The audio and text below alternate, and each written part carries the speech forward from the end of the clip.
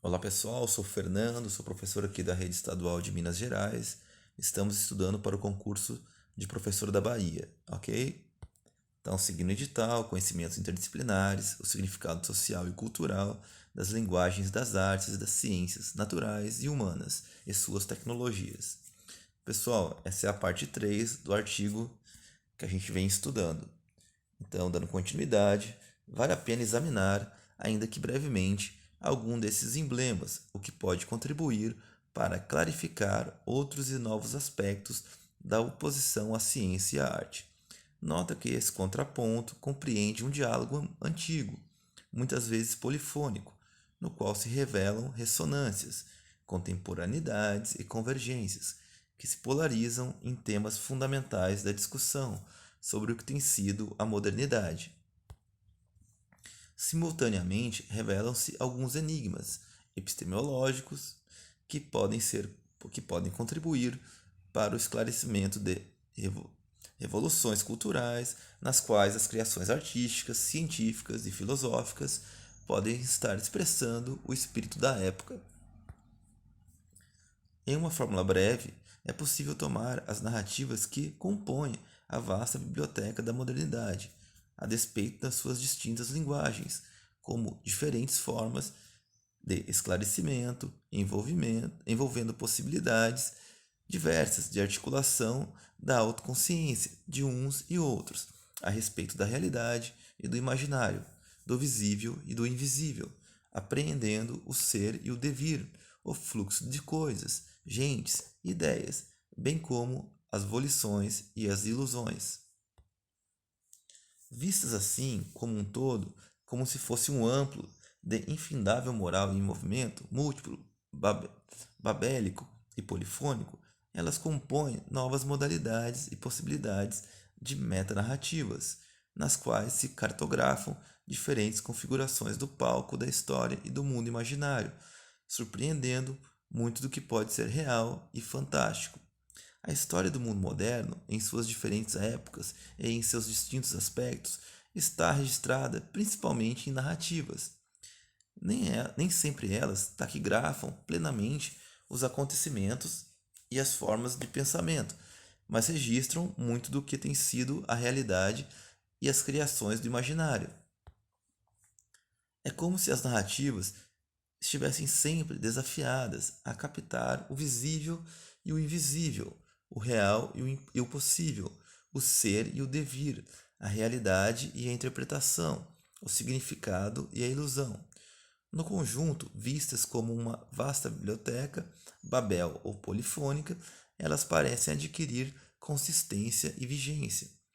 Podem ser vistas como ampla, movimentada e viva cartografia das diversidades dos indivíduos e das coletividades, povos e nações, culturas e civilizações, bem como das teorias e das interpretações, articulando significados e enigmas, como os quais se forma e transforma o mundo moderno.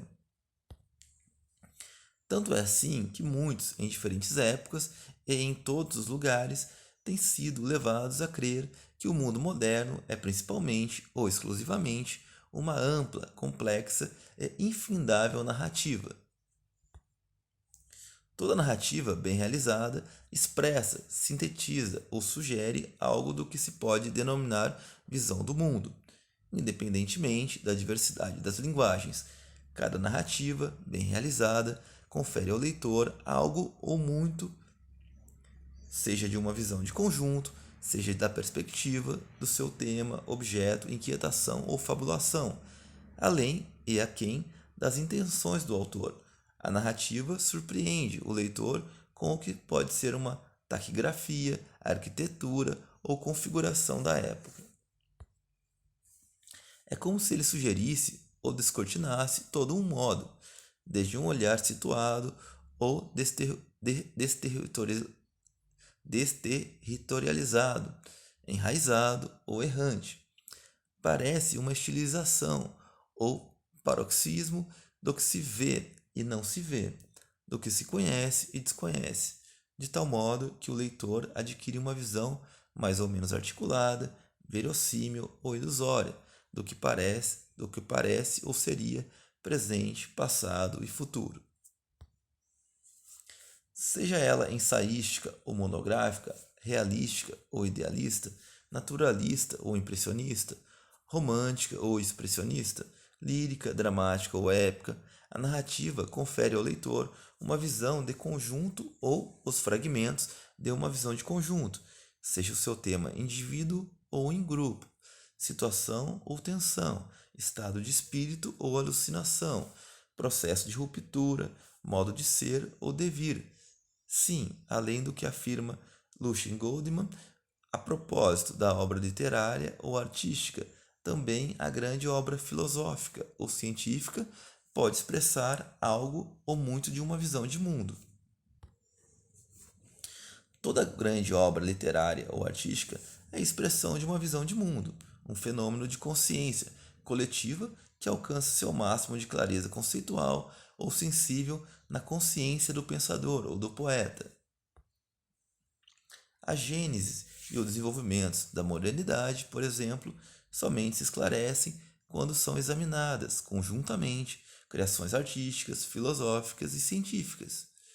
É comum afirmar-se que a modernidade se inicia com a Renascença e a descoberta do Novo Mundo, e a Reforma Protestante e a invenção da imprensa.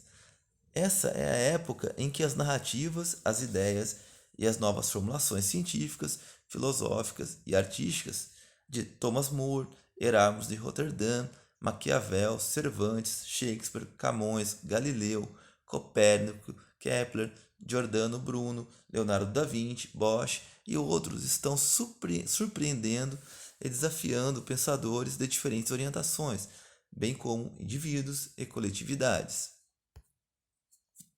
Essa é a época em que Camões escreve Os Lusíadas, um poema épico que pode ser visto como o primeiro hino à ocidentalização do mundo, na esteira do mercantilismo, sem esquecer que as tragédias históricas de Shakespeare contêm um todo, um tratado de ciência política contemporâneo de O Príncipe Maquiavel e que contribuem para revelar que a política passava a desempenhar, nos tempos modernos, o mesmo papel que o destino havia tido na tragédia grega.